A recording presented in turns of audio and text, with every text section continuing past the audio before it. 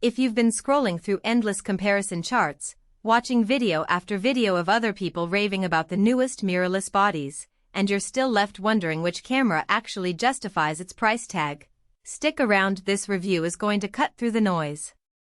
I've spent the last few weeks borrowing the Nikon Z8, shooting weddings, a weekend mountain bike race, and a couple of short-form video projects just to see how it behaves when the pressure's on. Link is in the description if you want to check the product details on Amazon. First off, let's talk about the hesitation that most of us feel before dropping a six-figure sum on a camera body. The main fear is ending up with a piece of tech that looks amazing on paper but ends up being a daily inconvenience, whether that's ridiculous file sizes that choke your laptop, a battery that won't last through a full day of shooting, or an autofocus that looks great in a lab demo but falters in real-world light. The Z8 promises to solve a lot of those pain points, but does it really deliver, or is it just another headline grabber? The most obvious thing about the Z8 is the 45.7 megapixel stacked CMOS sensor paired with the XP7 processor. In practical terms, that means you get incredible detail in a single shot without the rolling shutter smear that still haunts older high-resolution models. I tested it on a sunny outdoor wedding ceremony, and the skin tones stayed smooth even when the bride's dress had intricate lace. The image files were massive. Sure, a single RAW landed at around 100 megabytes, but the camera's buffer held up for a solid burst of 30 frames before pausing, which is plenty for catching those decisive moments. Autofocus is where the Z8 really tries to stand out.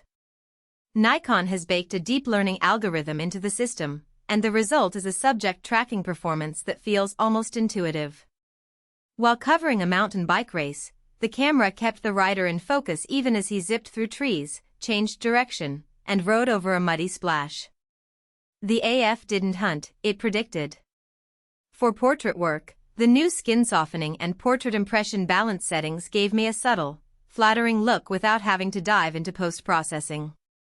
Those tools are built-in, so you're not stuck toggling third-party plugins after the fact. Video capability is another major selling point. The Z8 records internal 8K at 60 frames per second and 4K at 120 frames per second, and it supports 12-bit NRAW as well as ProRes RAW.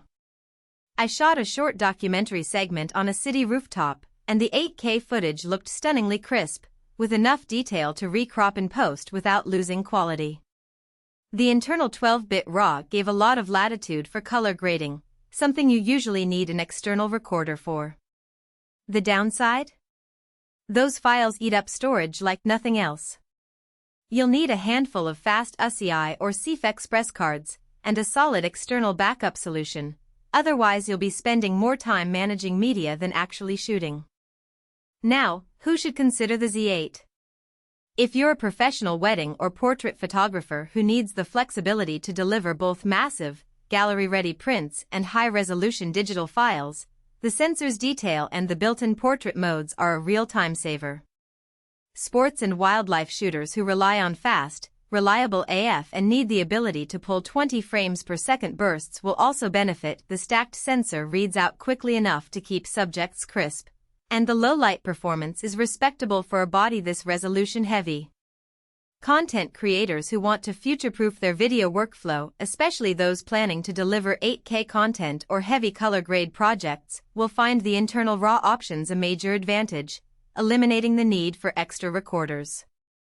Conversely, there are clear cases where the Z8 might be overkill. Hobbyists who primarily shoot on weekends and don't need 45 megapixel detail will likely be paying for more resolution than they'll ever use. The file sizes alone can turn a casual editing setup into a bottleneck, and the price point reflects that premium capability. If you're already comfortable with a 24 or 30 megapixel system and aren't chasing the absolute top-tier specs, you'll probably get more bang for your buck with a slightly lower resolution Nikon Z7 II or even a Sony A7 RIV, which can be found at a fraction of the cost.